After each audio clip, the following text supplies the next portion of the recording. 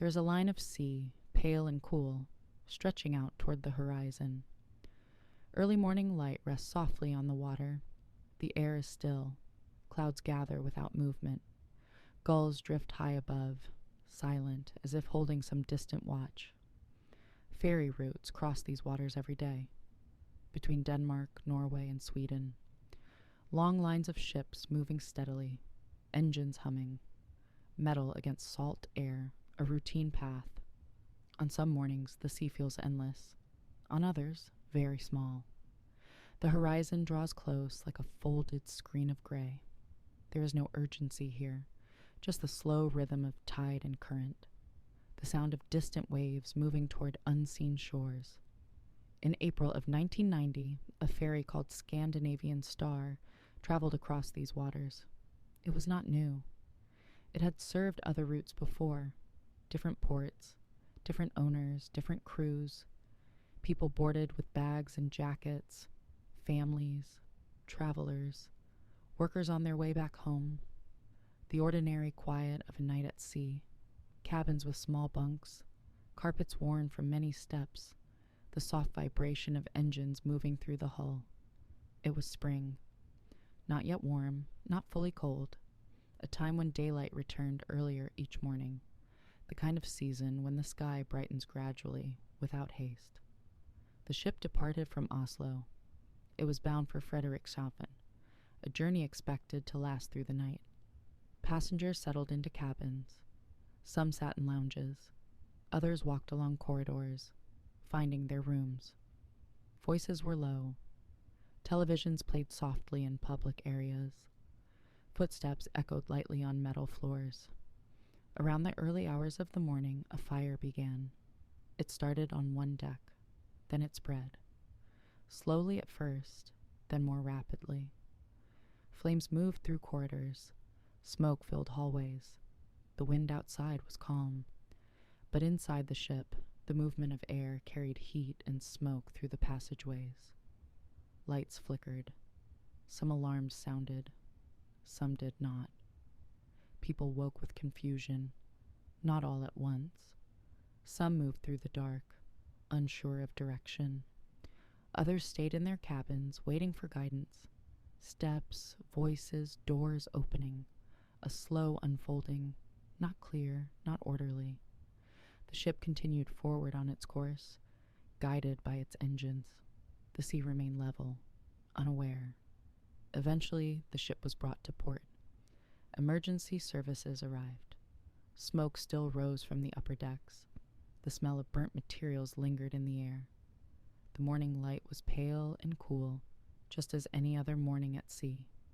The number of lives lost was high, one of the worst maritime disasters in Scandinavian waters during peacetime.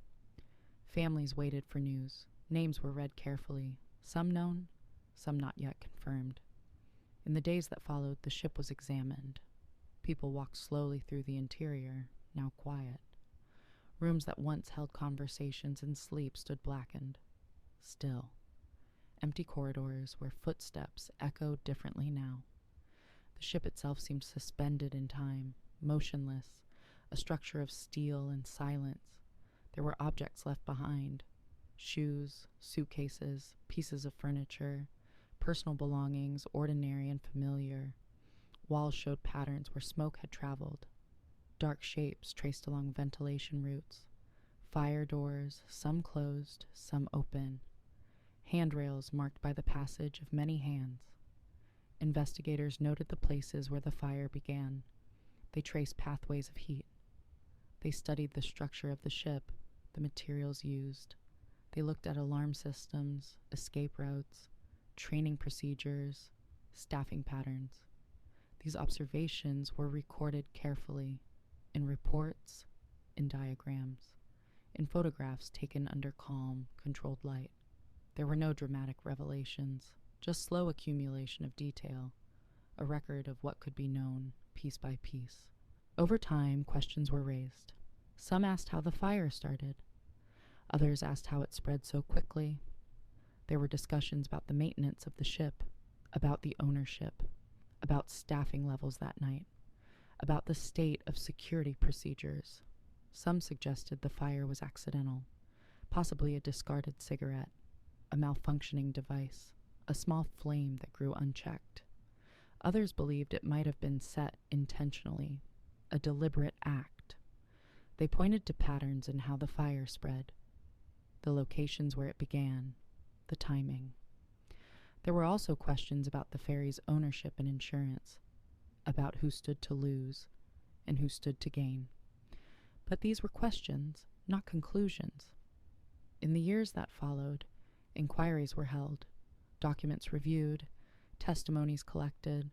Some records felt complete. Others seemed to leave room for interpretation. No single explanation resolved everything. The event remained partly understood, partly uncertain. For some, the uncertainty itself became a lasting presence, a quiet companion to memory, not sharp or loud, just steady, persistent. Today the sea remains the same, gray on some days, deep blue on others. Ships still cross between the same ports, lights moving slowly across the water at night. People stand at coastal viewpoints, hands in pockets, breathing the salt air, watching the gentle movement of waves. There are memorials, names carved into stone, flowers placed quietly. Visitors come and go, often in silence. The landscape holds no urgency, no judgment. The wind moves steadily across open water. The air smells of salt and distant forests on the shore. Life continues. Ferries continue to sail. Children run along the docks. Engines start. Lines are cast off. Journeys begin and end. When we look back toward events like this, the view is often gentle, soft around the edges, like looking through mist in the early morning. Details remain. Names, dates, documents, but some part of the story stays indistinct. There are things we know. There are things we think we know. And there are spaces where the truth is quiet or distant or simply not visible. The horizon does not answer questions. It only shows where the sky meets the sea, a line that remains steady even as time passes. The water moves slowly. The air is cool, the morning continues, and the silence holds.